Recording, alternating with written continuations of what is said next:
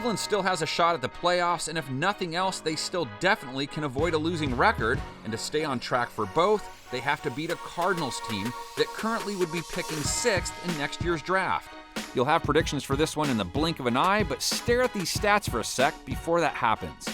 If Cleveland wants to take the easiest route to victory in this matchup, they will need their quarterback to play much better than he did last week. Mayfield slings it downfield and it ping-pongs into the hands of Jesse Bates.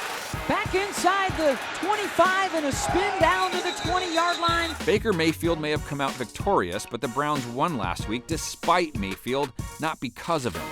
Mayfield has been all over the map this year, his latest 2 interceptions now giving him more INTs on the season than TDs. If you view his season as one long roller coaster, though, he may be headed back up this week, being he plays the worst statistical passing defense in the league. Devlin Hodges just the latest QB to put up a shiny stat line against Arizona. But Mayfield's counterpart in this game seems to be hanging out at the same theme park as Baker. Kyler Murray also taking another turn for the worse last week. Murray chased out by Hayward. Murray keeps the play alive, throws on the run, and it's picked off! Joe Hayden, his second of the day! Murray threw 3 interceptions against 2 TD passes and was sacked 5 times.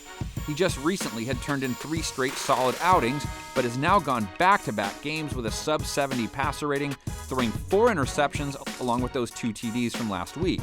Unlike Mayfield, though, he does not face a secondary that will make it easy for him to get back on track. Dalton, the quick look, and it's picked off the deflection.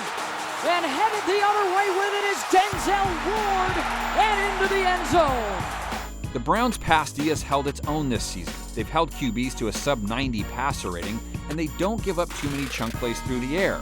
They're tied for 12th in passing plays of 20-plus yards. Cleveland also should be able to heat Murray up a good deal.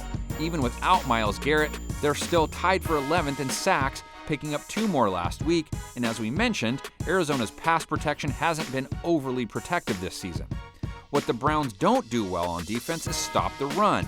Joe Mixon rang up 149 yards against them, and on the year they're allowing 4.8 yards per carry. The numbers say that should be an edge the Cardinals can take advantage of, as they average over 4.5 yards a carry, but last week they only hit at 3.2 per run. Though it should be noted the Steelers are one of the hardest teams to run on, so you'd expect them to get their ground game going against a much weaker Browns front. So it's the number 1 pick of 2018 going head-to-head with the number 1 pick of 2019. That's plenty of numbers to digest, so let's finally get to our predictions. Mayfield on 3rd and goal. Gets a block from Hunt, turns the corner, dives for the pylon. Waiting for the officials, touchdown!